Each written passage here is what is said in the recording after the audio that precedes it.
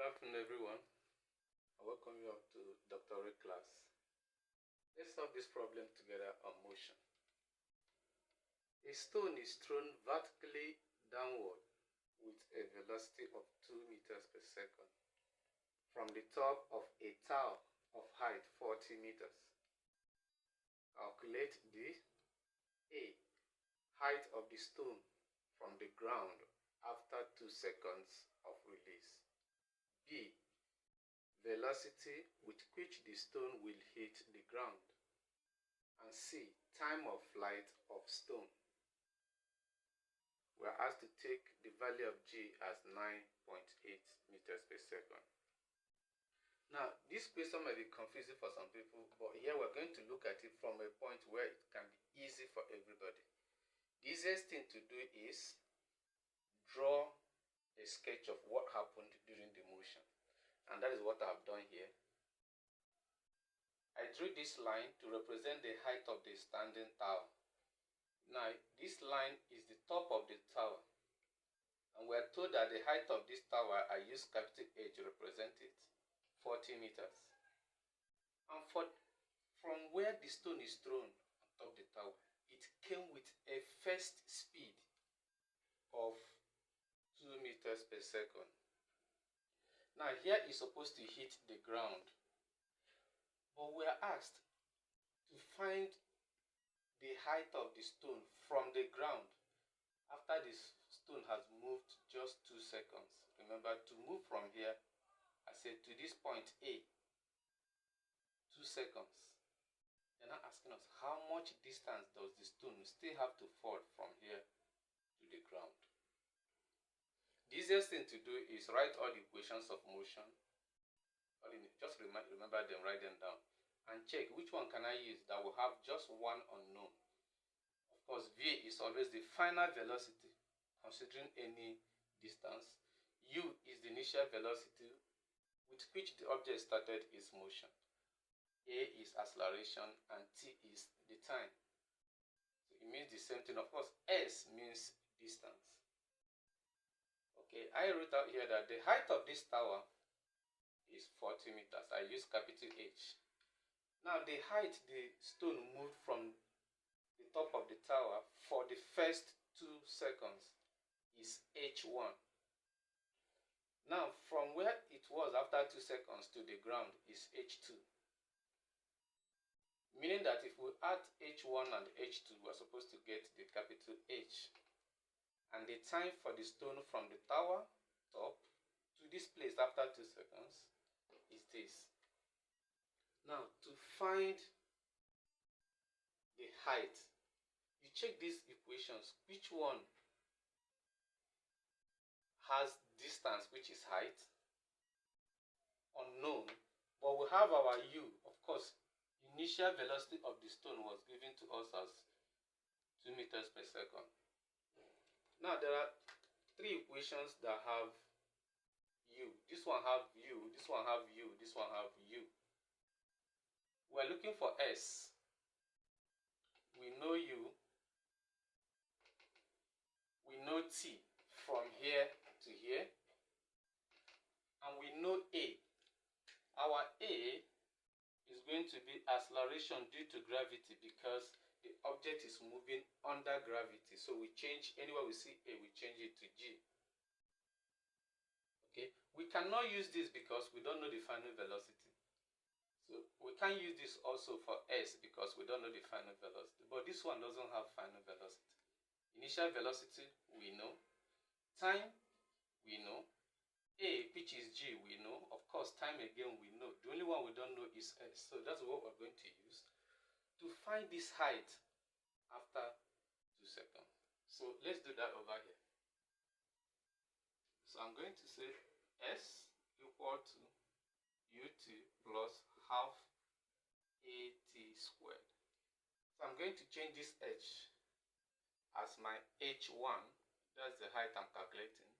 U2, the time was 2 plus half times G is A, and because it is moving in the same direction as gravity, we're going to use G plus 9.8 times 2 squared. So here we have 4 plus 4 times 9.8 divided by 2, 19.6. So H1 is 19.6 plus 4, have 23.6 meters. But we're looking for H2, which is the height of the stone from the ground. The one we've calculated is from here to here. So you remember that H1 plus H2 is equal to H. You can see that from this diagram. From here to here plus from here to here will give us the whole of the height of the tower. So we know our H1 as 23.6 as calculated. H2 is the height we're looking for, and capital H is 40. It means H2 is 40.0 minus 23.6. Because you borrow 1 here, you have 3. Put it here 10. Borrow 1, you have 9. Put it here 10. 10 minus 6 is 4. 9 minus 3, 6. 3 minus 2 is 1. So the height of the stone from the ground is 16.4 meters. Now let's calculate the B part, velocity with which the stone will hit the ground. Now before you to calculate this, ask which motion are they considering? The whole motion of the stone from the top of the tower to the ground. Initial velocity here was 2 meters per second. And we know the height of the tower is 40. So that means the stone has to travel 40 meters to hit the ground. What will be the velocity of the stone just at the moment it hits the ground? As usual, go to equations of motion. Now you are looking for capital V. Capital V here. Or let's say V, the final velocity. We know U as initial velocity. We know A as acceleration due to gravity, but we don't know the time of flight, so we can't use that time. But here, we're looking for this final velocity of the stone on hitting the ground. We already know the initial velocity as 2. We know our A as G. Then this S, distance, is actually the height of the tower. So I think that should be the correct equation to use. So we use this.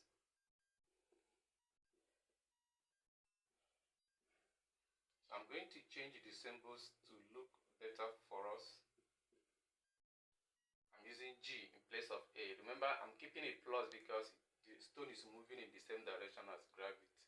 So in place of S, I change to capital H, height of the tower. So this V is 2 squared plus 2 times 9.8 times 40. So 2 times 9.8 times 40 equal to, this is 4 plus 784 equal to 788. Therefore, final velocity is square root of 788. That means V is approximately square root of 788, approximately 28.07 meters per second. Now for the final part of the question, we are asked to find the time of flight. Time of flight means the total time the stone spent in air just before hitting the ground. Of course, they're asking, how long did it take the stone to move from the top of the tower to the ground? There are several equations there we can use, but I want us to use this one. This one is very easy and simpler to evaluate. So I'm going to change, of course A is our G. I'm changing the small t to capital T for time of flight. Of course, we got our final velocity just before the stone hit the ground as 28.07 meters per second. Initial velocity was given as 2 plus G is 9.8. T we are looking for. So collecting light times, we have 28.07 minus 2 equal to 9.8 T.